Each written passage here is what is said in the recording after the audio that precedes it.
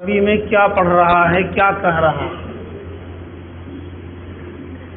ہم اس کلمہ کو پڑھنے کے بعد اللہ تعالیٰ سے ایک عہد کرتے ہیں، ایک معاملہ کرتے ہیں، معاہدہ کرتے ہیں کہ اللہ تعالیٰ ہم نے آپ کے علاوہ کسی کو معبود نہیں سمجھا، ہم آپ کو ہی اللہ کو آپ کو ہی ہم معبود مانتے ہیں، آپ کے سوا ہم کسی کو معبود نہیں مانتے، ہم آپ کے ساتھ کسی کو شریک نہیں کرتے، کوئی معبود نہیں ہے سوائے اللہ۔ اور یہ بھی معاہدہ ہے ساتھ ساتھ کہ حضرت محمد رسول اللہ صلی اللہ علیہ وسلم اللہ کے رسول ہیں۔ یہ معاہدہ کیا ہے کلمہ پڑھنے کے بعد، اور اس لیے پڑھا ہے اس کلمہ کے پڑھنے پر اللہ کے یہاں جنت ہے، اس کلمہ کے بغیر جنت نصیب نہیں۔ کتنا بڑا معاملہ ہے، ایک کلمہ پڑھا ہے اور آخرت کی ہمیشہ کی زندگی میں جنت نصیب ہونا ہے۔ تو کیا صرف کلمہ پڑھ لینا ہی کافی ہے اس جنت کے حصول کے لیے؟ قرآن پاک کی ایک دوسری آیت کا ترجمہ سماعت فرمائیں گے تو یہ بات سمجھ میں آ جائے گی کہ اتنا ہلکا اور سستا کھیل نہیں۔ اللہ تبارک و تعالیٰ نے فرمایا ان اللہ اشتری من المؤمنین انفسهم واموالهم بان لهم الجنہ، بے شک اللہ تعالیٰ نے ایمان والوں سے خرید لیا ہے ان کے جانوں کو، ان کے مالوں کو جنت کے بدلے میں۔ یہ ہے اصل معاملہ۔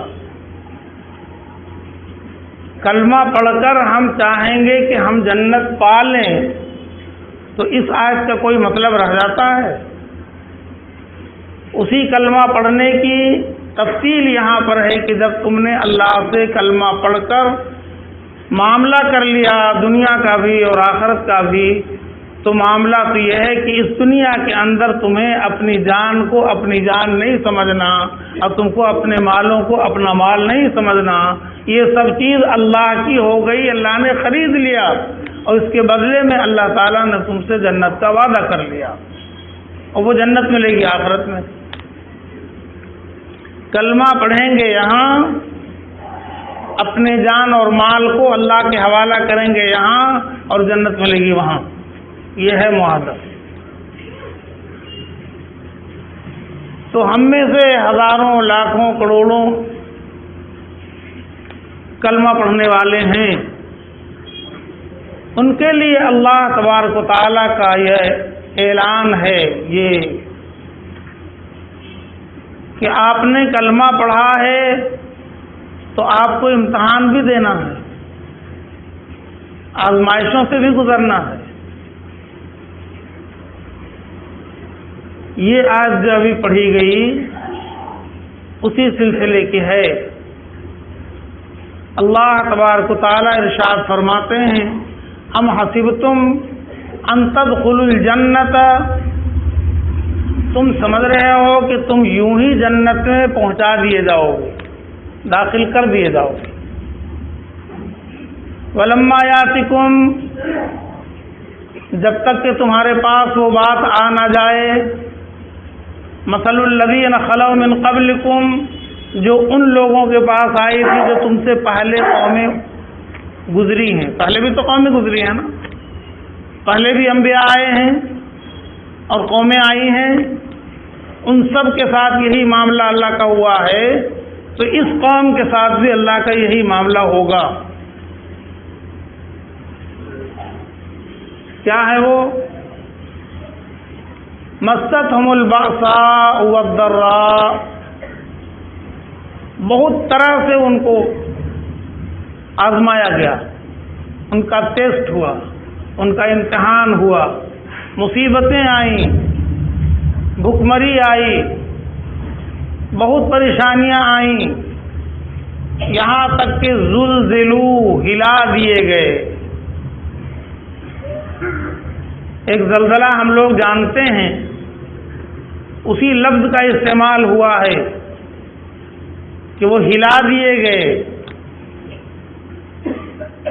ان کا قدموں پر جمع رہنا آسان نہیں ہوا، جیسے زلزلہ میں کوئی اپنی جگہ کھڑا ہوا رہتا نہیں۔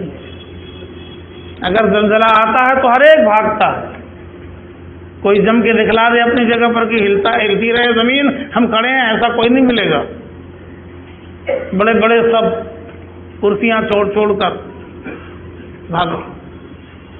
تو پوری قوم کو ہلا دیا گیا، اتنی کڑی آزمائش آئی، حتی یقول الرسول والذین آمنوا معہ، یہاں تک کہ رسول کے منہ سے بھی بات نکل گئی، اور جو ان کے ساتھ ایمان والے تھے سب کے منہ سے ایک ہی آواز نکلی، متی نصر اللہ، کہاں ہے اللہ کی مدد؟ یہ متی نصر اللہ کا لفظ جو ہے، یہ کتنے گھبراہٹ کو ظاہر کر رہا ہے۔ آدمی یہ جملہ کب بولتا ہے؟ جب ایک دم سے گھبرا کر کے آپے سے باہر ہو جاتا ہے، تب گھبرا کر کے کہتا متی نصر اللہ، کہاں ہے اللہ کی مدد؟ تب اللہ کا جواب آتا ہے، الا ان نصر اللہ قریب، سنو اللہ کی مدد قریب ہے۔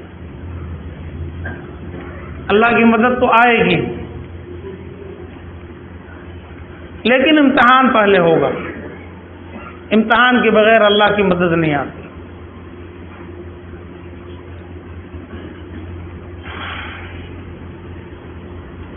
آج کے بعد والی تاریخ مسلمانوں کے لیے بہت ہی جھنجھوڑ دینے والی تاریخ، جس کے مسلمان 30-32 سال سے اب تک اس دن کو 6 دسمبر کو کالا دن مانتے ہیں، اور زندگی بھر مسلمان 6 دسمبر کو کالا دن ہی مانیں گے،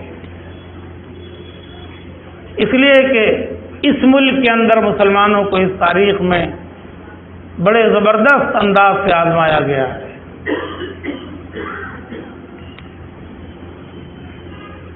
لیکن ہم صرف اس تاریخ کی مناسبت سے کچھ بات نہیں کرنا چاہتے، ہمیں تو اپنی پوری زندگی کو دیکھنا ہے، اور ہمیں اپنی پوری زندگی میں ایک بات کو سامنے رکھنا ہے، یہ گھڑی محشر کی ہے، تو عرصہ محشر میں ہے، پیش کر غافل اگر کچھ عمل دفتر میں ہے، اگر کوئی عمل دفتر میں ہے۔ امتحان تو آیا ہے، پہلے بھی آئے گا، آتا رہے گا، طرح طرح سے آئے گا، اس کے بغیر تو آسان نہیں۔ قرآن پاک کی اور بھی آیتیں ہیں، اللہ تبارک و تعالیٰ نے ہمیں بتایا ہے کہ تمہارا امتحان ہوگا۔ احسب الناس ان یترکوا، لوگ کیا یہ گمان کرنے لگے، گمان کرتے ہیں، لوگ یہ سمجھتے ہیں کہ چھوڑ دیا جائے گا؟ ولما، جب تک کہ اللہ تعالیٰ دیکھ نہ لیں کہ کون ان میں سچا ہے۔ احسب الناس ان یترکوا ان یقولوا آمنا، یہ صرف لفظ آمنا کہہ کر فارغ ہو جائیں، آگے کچھ نہیں کرنا ہے، بس اسی میں ان کو چھوڑ دیا جائے کہ وہ آمنا کہتے ہیں، ہم ایمان لے آئے، چھوڑ دیا جائے، ایسا کیسے ہوگا؟ وہم لا یفتنون، امتحان نہیں لیا جائے گا۔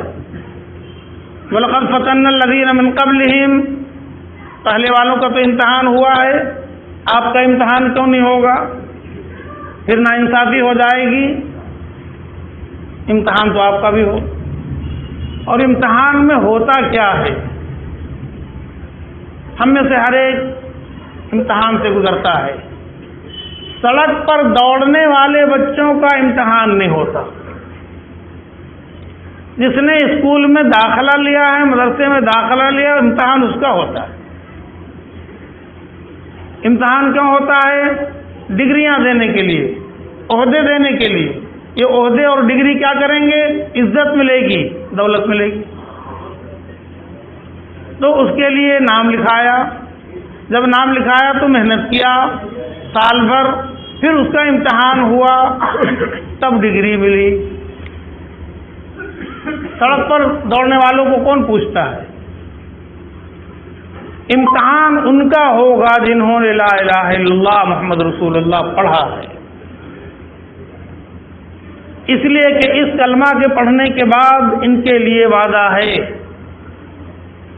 ان کا نام ایمان والا بن گیا، مسلمان بن گیا، ان کے لیے جنت کا وعدہ ہے، عزت کا وعدہ ہے.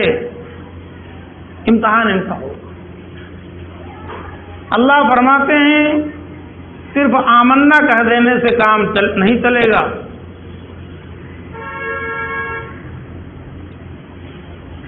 وَلَقَدْ فَتَنَّا الَّذِينَ مِن قَبْلِهِمْ، ہم نے پہلے والوں کا امتحان لیا ہے. فَلَيَعْلَمَنَّ اللَّهُ الَّذِينَ صَدَقُوا وَلَيَعْلَمَنَّ الْكَاذِبِينَ. اللہ تعالی دیکھنا چاہتے ہیں کہ اس آمنا کہنے میں کتنے لوگ سچے ہیں اور کتنے لوگ جھوٹے ہیں.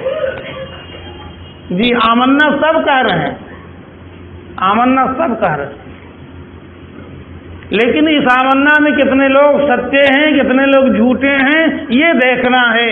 وہ کیسے دیکھا جائے گا؟ وہ کیسے دیکھا جائے گا؟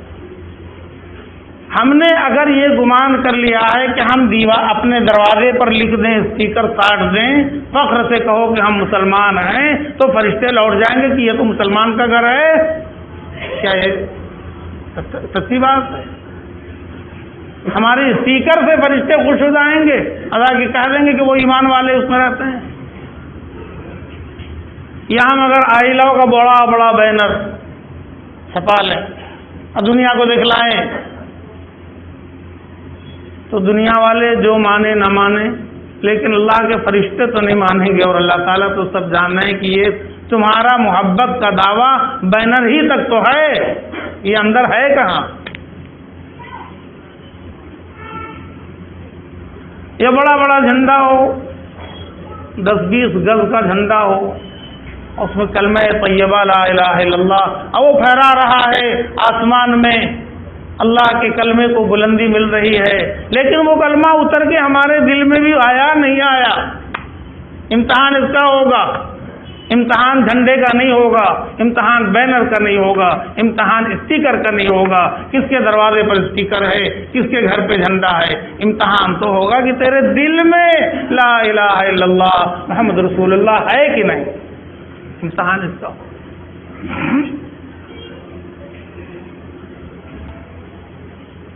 پوری زندگی امتحان میں گزرے گی.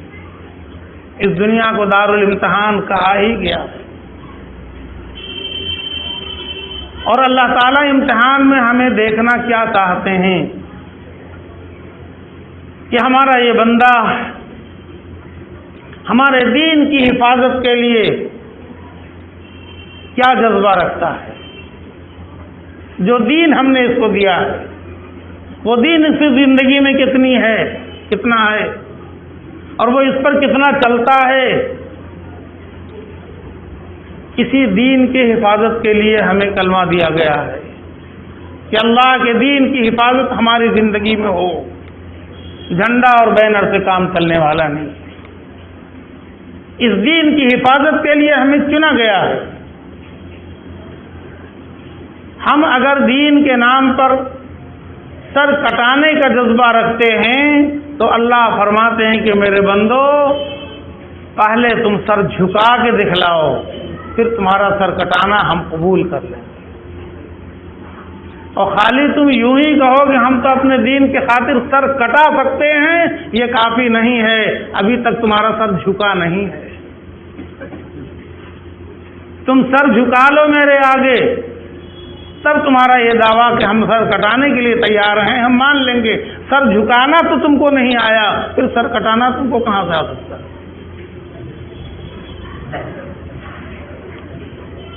ہم کبھی نہ سوچیں کہ مسجد بنا دینے سے دین کی حفاظت ہوگی، مدرسہ کھول دینے سے دین کی حفاظت ہو جائے گی. میرے بزرگوں، یہ سب تو دین کی نشانیاں ہیں.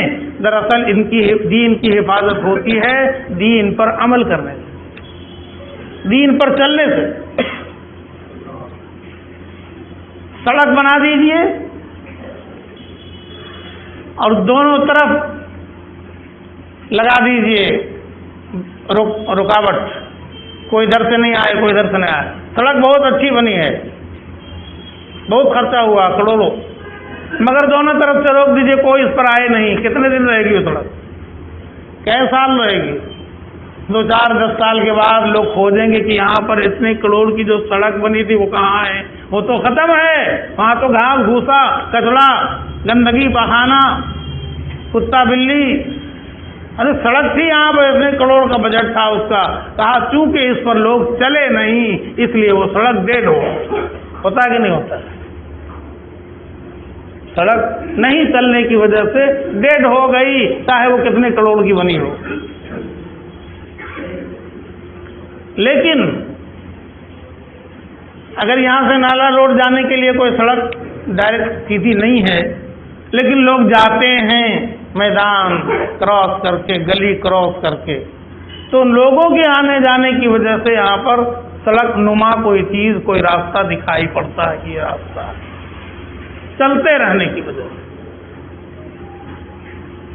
دین کتابوں میں نہیں زندہ رہے گا، دین لائبریریوں میں نہیں زندہ رہے گا، دین ہماری زندگی میں زندہ رہ سکتا ہے۔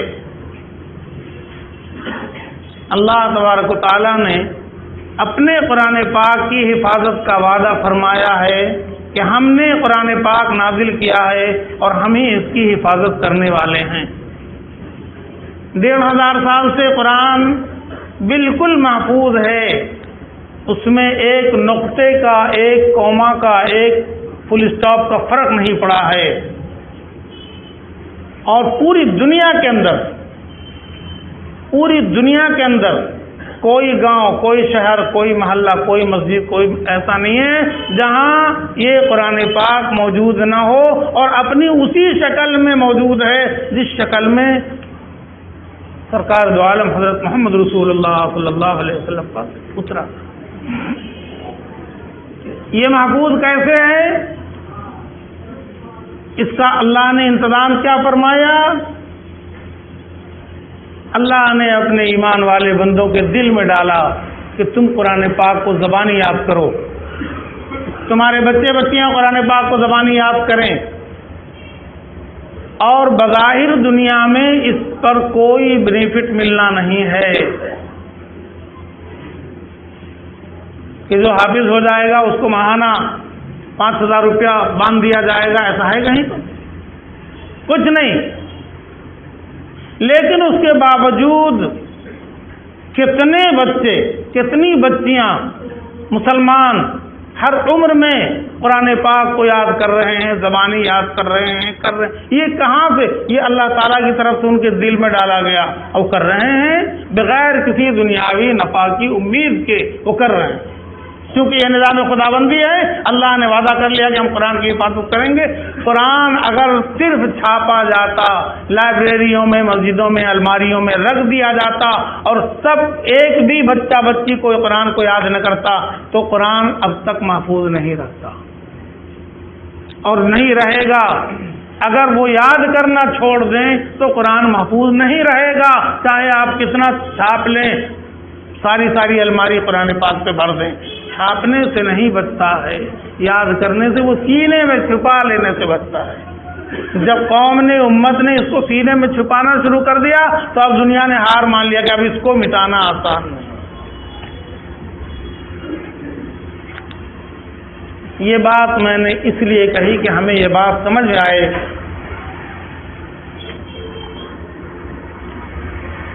کہ دین محفوظ رہے گا ہماری زندگی میں، اور یہ ہماری ذمہ داری ہے کہ اپنے دین کی حفاظت کے لیے ہم اپنے آپ کو لگائیں، ورنہ دنیا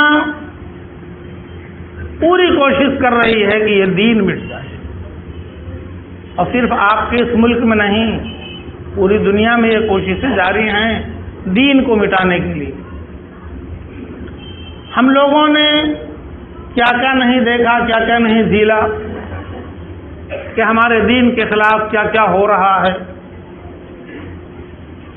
کسی طرح سے یہ دین ہماری زندگی سے نکل جائے، اور اب تو حالات اور بھی بد سے بدتر ہوتے چلے جا رہے ہیں۔ اگر ہمیں ابھی بھی عقل نہیں آئی، یہ بات ہمارے سمجھ میں نہیں آئی کہ ہمارا امتحان ہمارے دین کے راستے سے ہوگا،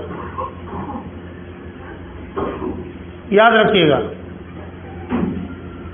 ہمارا امتحان ہماری مسجدوں کے نام پر ہوگا، ہمارے مدرسوں کے نام پر ہوگا، ہماری خانقاہوں اور عبادت گاہوں کے نام پر ہوگا، دینی درسگاہوں کے نام پر ہوگا، ان مذہبی اداروں کے نام پر ہمارا امتحان ہوگا، دیکھنے کے لیے کہ یہ کتنے بڑے مذہبی انسان ہیں۔ ہمارا امتحان دینی اداروں کے نام پر ہوگا۔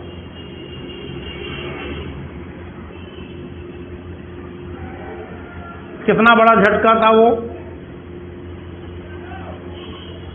جب 6 دسمبر کو ایک مسجد توڑی گئی۔ اس وقت پورے ملک کے مسلمانوں سے کوئی پوچھتا کہ تمہارے دل پر کیا گزر رہی ہے، تو اپنے دل کی کیفیت بتاتا کہ آج جتنی تکلیف، جتنا غم، جتنی پریشانی اور مصیبت ہمارے ساتھ ہے، شاید زندگی میں کبھی نہیں ہے، ایک مسجد کے ٹوٹنے پر۔ تو اس کے بعد تو کم از کم ہمیں اس بات کو لے لینا چاہیے کہ اب کوئی مسجد ہمارے ہاتھ سے نہ جائے۔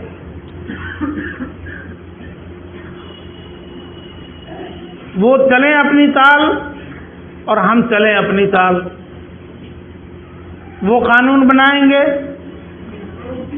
وہ طاقت استعمال کریں گے، وہ سازشیں کریں گے، ہمیں کیا کرنا چاہیے؟ ہمیں ایک کام ضرور کرنا چاہیے کہ اپنی مسجدوں کو آباد کر دیں۔ ہم اپنا رشتہ مسجدوں سے جوڑ لیں، ہم اپنا رشتہ اپنے مدرسوں سے مضبوط کر لیں،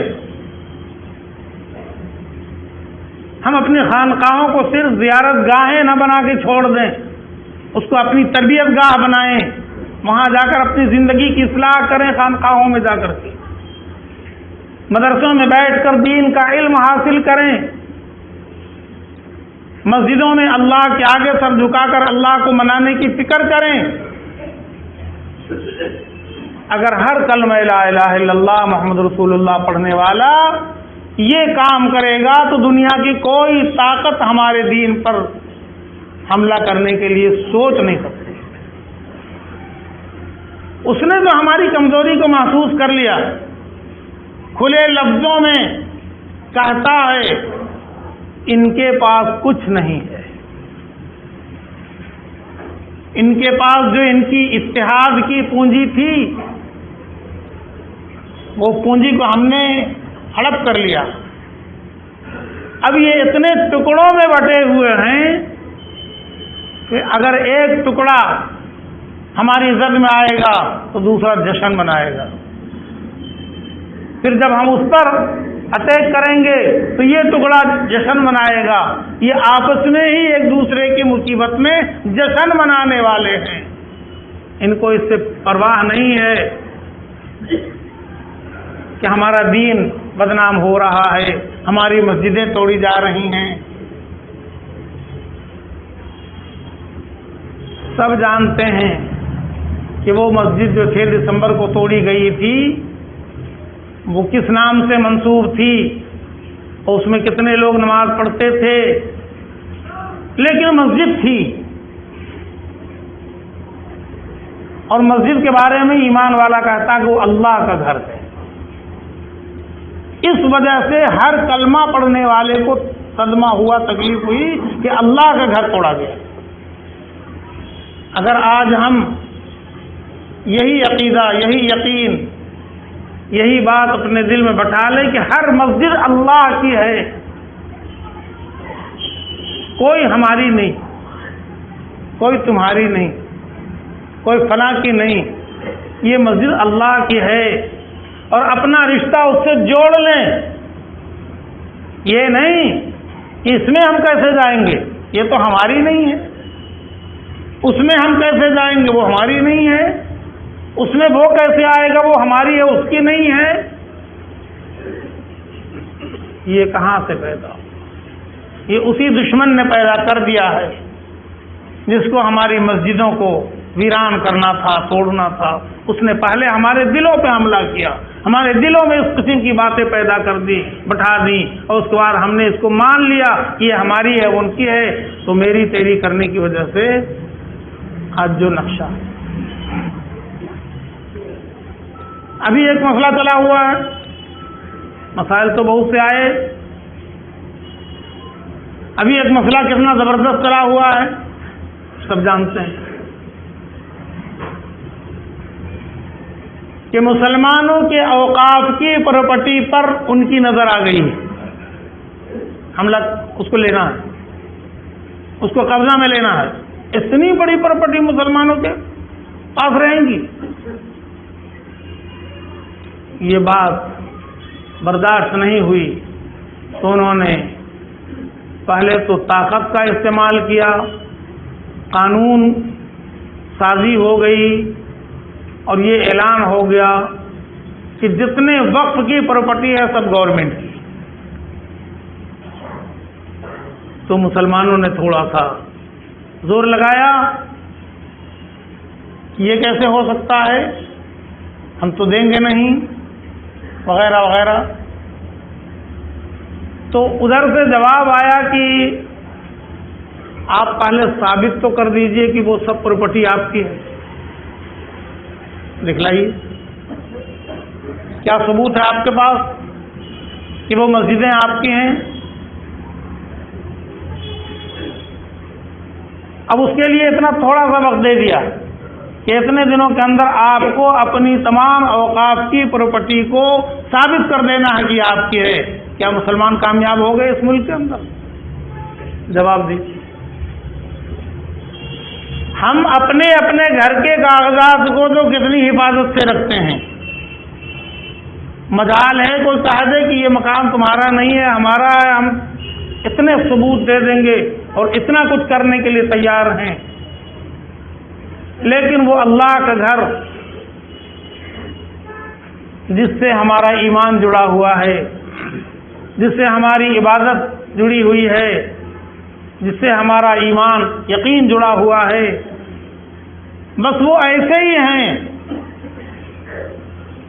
دو چار دس آ کر کے سر جھکا کے نماز پڑھ کر کے اس کو زندہ کیے ہوئے ہیں، بتی جلا دیتے ہیں، جھاڑو لگا دیتے ہیں، لیکن اس کی حفاظت کے کیا کیا انتظامات ہونے چاہیے، کیا سارے مسلمانوں کو اس کی فکر ہے؟ اور مسلمانوں نے یہاں پر ثبوت پیش کیا کہ ہم اپنے گھر سے زیادہ اللہ کے گھر کی حفاظت کرنے والے ہیں، دیا ثبوت۔ اب وہ رجسٹریشن کرانے کا وقت جو امید پورٹل پر تھا کہ آپ سارے کاغذات لے کر جائیں اور امید پورٹل پر رجسٹریشن کرا لیں تو آپ کی عبادت گاہیں بچ سکتی ہیں، ورنہ پھر ہم اس کو لے لیں۔ وقت بہت تھوڑا سا دیا، تو وہ سازش ہے نا اس کے پیچھے، وہ تو یہ چاہتے ہیں کہ یہ ناکام ہے اور ناکام ہو جائے، یہ اپنی عبادت گاہوں کے ثبوت نہیں پیش کر سکیں، اس کو رجسٹریشن نہ کرا سکیں، تاکہ ہمیں ان پر قبضہ کرنے کا راستہ مل جائے۔ پہلے تو لوگ سوئے رہے، جب بار بار نوٹسیں آتی رہیں، لوگ سب سے بڑی عدالت میں گئے، وہاں سے کچھ داد رسی ہو جائے، ہماری فریاد رسی ہو جائے، فریاد لگانے لگے کہ تھوڑا سا وقت بڑھا دیجئے، وقت بڑھا دیجئے۔ ابھی تو پورے ملک میں 10% بھی رجسٹریشن نہیں ہو سکا ہے، ابھی 90% باقی ہے، اور سب خطرے میں آ گئے۔ تو بڑے دربار سے بھی کوئی داد رسی نہیں ہوئی، کوئی فریاد رسی نہیں ہوئی، 1 منٹ کا وقت نہیں بچے گا، 1 منٹ کا وقت نہیں ملے گا، 1 منٹ نہیں۔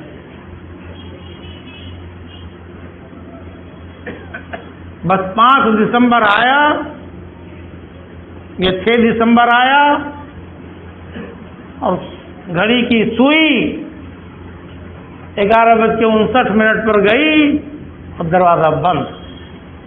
اب آپ کاغذوں کا بنڈل لے کر دوڑتے رہیے. اچھا اس کے لیے انہوں نے جو وہ دیا تھا، ایپ دیا تھا، وہ تو ڈیڈ ہے، وہ تو کھلتا ہی نہیں ہے. رات رات بھر لوگ بیٹھے رہے، رات رات بھر لوگ بیٹھے رہے، کھلتا ہی نہیں ہے.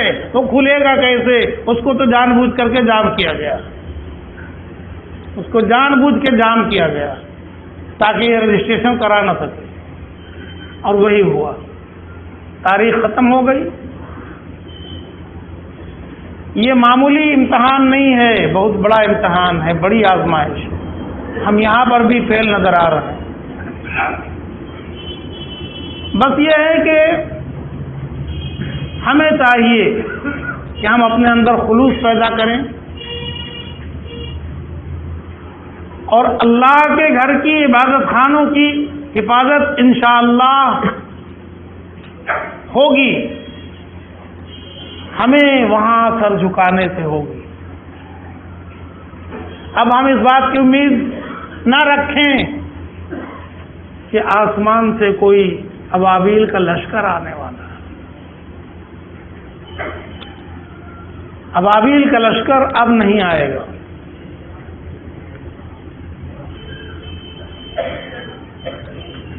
کب آتا ہے ابابیل کا لشکر؟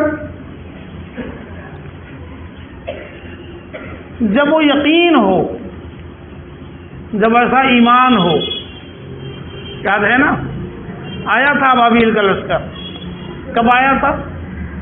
جب سرکار دو عالم رسول اللہ صلی اللہ علیہ وسلم کے دادا عبد المطلب نے اس بادشاہ کے سامنے، جس کا نام ابرہہ تھا، یمن سے آیا تھا خانہ کعبہ کو ڈھانے کے لیے، اس کے سامنے کہا تھا کہ وہ جس کا گھر ہے وہ حفاظت کر لے گا، ہمارے پاس طاقت نہیں ہے. تو یہ بات عبد المطلب کے منہ سے نہیں نکلی تھی، وہ دل سے نکلی تھی. سچ کہتا ہوں، آج تک مسلمانوں نے مسجدوں کو اللہ کا گھر، معاف کیجیے گا، مانا نہیں ہے. سب نے اپنا اپنا، اپنی اپنی مسجد، اپنا اپنا. مسجد سے ہمارا حق تو جڑا ہوا ہے، لیکن مسجد کا ہماری زندگی سے کیا حق ہے ہمیں پتہ نہیں. ہم مسجد میں چندہ کر لیں، چھوٹے چھوٹے بچوں کو چندہ منگوا بنا لیں،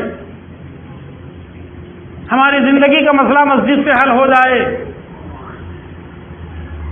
بچیوں کی شادی کا مسئلہ حل ہو جائے، بیماروں کے علاج کا مسئلہ حل ہو جائے، ہمیں ٹھنڈا ٹھنڈا پانی بوتلوں میں مسجد سے مل جائے، ہمیں لیٹرین جانے کا راستہ مسجد میں مل جائے. ہم اس کام کے لیے تو مسجد کو جانتے ہیں، لیکن مسجد ہم سے کیا چاہتی ہے کہ آؤ یہاں اللہ ملیں گے، یہاں اللہ ملیں گے. کتنے فیصد لوگ آتے ہیں؟ آبادی تو ہماری ماشاءاللہ دیکھ لیجیے، کسی تلے میں ایک آدمی کی گنجائش نہیں ہوتی. لیکن نماز تو صرف جمعہ کی فرض نہیں ہے، 5 وقت کی فرض ہے. تو جب تک کہ ہم پوری زندگی 5 وقت اللہ کے آگے سر جھکانے والے نہیں بن جائیں اور پورے یقین کے ساتھ اس بات کو نہیں کہہ دیں کہ یہ اللہ کا گھر ہے، یہاں اللہ کا قانون چلے گا، ہماری مرضی نہیں چلے گی، جب تک کہ یہ بات ہمارے دل میں نہیں پیدا ہو جائے، ابابیل کا لشکر آنے والا ہے. کون نہیں جانتا؟ مسجدوں کی ذمہ داری جن کو دی جاتی ہے وہ خود کا دعویٰ کرنے لگ جاتے ہیں. اس مسجد کی بات نہیں کر رہا ہوں، ساری مسجدوں کا یہی حال ہے تقریباً. کچھ دنوں کے لیے ذمہ داری دی گئی، انہوں نے سمجھا میرا ہے، میری چلے گی. اور جب کبھی مجبوری میں وہ ذمہ داری بدلنے لگی تو ایک کاغذ نہیں دیں گے، وہ سب تو میرے کاغذات. یہ حقیقت ہے یا غلط ہے؟ سب دنیا جانتی. اللہ آپ کو جزائے خیر دے. آپ نے اپنی مسجد کے لیے بہت کچھ قربانیاں کی. دنیا جانتی ہے، دنیا مانتی بھی ہے کہ اس غریب علاقے کی ایک مسجد فقیر باڑہ جو کہلاتی ہے، یہاں کے لوگوں کا دل بہت بڑا ہے. حوصلہ بہت بلند ہے، دنیا اس کو مانتی ہے اور آپ نے اس کا ثبوت بھی پیش کیا۔ یہ مسجد کتنی بڑی تھی سب جانتے ہیں، میں نے بھی دیکھا، آپ نے بھی دیکھا، آپ کے محلے کی مسجد ہے۔ آج اللہ پاک نے اس کو اتنی وسعت عطا فرمایا، کہاں سے؟ کوئی باہر گیا ہے دنیا میں؟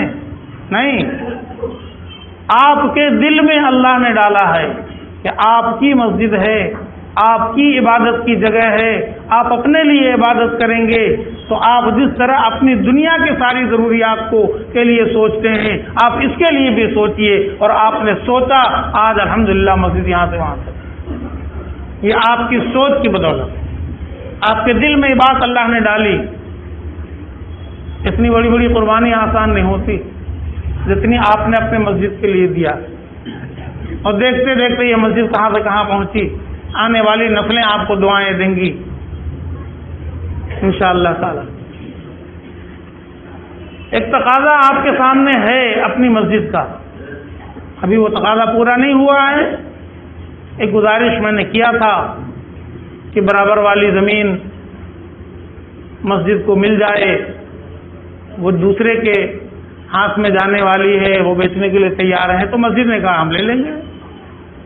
جو رقم طے ہوئی وہ آپ کو معلوم ہے، اتنی بڑی رقم ایک دن میں تو آتی نہیں، جمع ہوتی نہیں ہے، آپ ہی کو دینا ہے۔ تو ایک راستہ نکالا گیا تھا کہ تھوڑا تھوڑا اپنے دل میں جگہ دے لیں اور اس کے بعد ارادہ کر لیں کہ ہمیں اتنا اپنی مسجد کے لیے اس زمین کو لینے کے لیے دینا ہے، اور بڑے حوصلے کے ساتھ آپ نے قدم بڑھایا۔ الحمدللہ بہت یہ معاملہ آگے بڑھ چکا ہے، لیکن اسی کے ساتھ ساتھ افسوس بھی تو ہوتا ہے نا کہ ہم ہی میں سے کوئی، ہم ہی میں سے کچھ لوگ خلاف بھی جا رہے ہیں، وہ اس کے خلاف بھی سوچ رہے ہیں، وہ مسجد کے بارے میں نہیں سوچتے کہ وہ مسجد کو مل جائے۔ ہاں ایسا بھی ہے، جو سچائی ہے میں کہہ رہا ہوں آپ کے سامنے۔ اب نتیجہ ہے کہ مسجد کے جو ذمہ دار ہیں وہ پریشان ہیں، وہ چاہ رہے ہیں کہ ہمارے مسلمان بھائی تھوڑا سا اور حوصلہ دکھا دیں تاکہ ان کی رقم کی ادائیگی ہو جائے، تاکہ ان کو خلاف کرنے یا خلاف سوچنے کا راستہ نہ ملے۔ بس اسی آرزو کے ساتھ، اسی تمنا کے ساتھ، اسی گزارش کے ساتھ آج کی بات یہیں ختم ہوتی ہے۔ پھر وہی شعر پڑھنے کا جی چاہتا ہے کہ یہ گھڑی محشر کی ہے اور ہم عرصہ محشر میں ہیں، پیش کر غافل اگر کوئی عمل دفتر میں ہے۔ اللہ تعالی ہم سب کو سچے عمل کی توفیق عطا فرمائے، آپس میں اتحاد و محبت پیدا فرما دے، اور اللہ کی ان مساجد و مدارس و دینی اداروں کی حفاظت کے لیے اللہ تعالی ہم سب کو قبول فرما لے۔ وآخر دعوانا الحمدللہ۔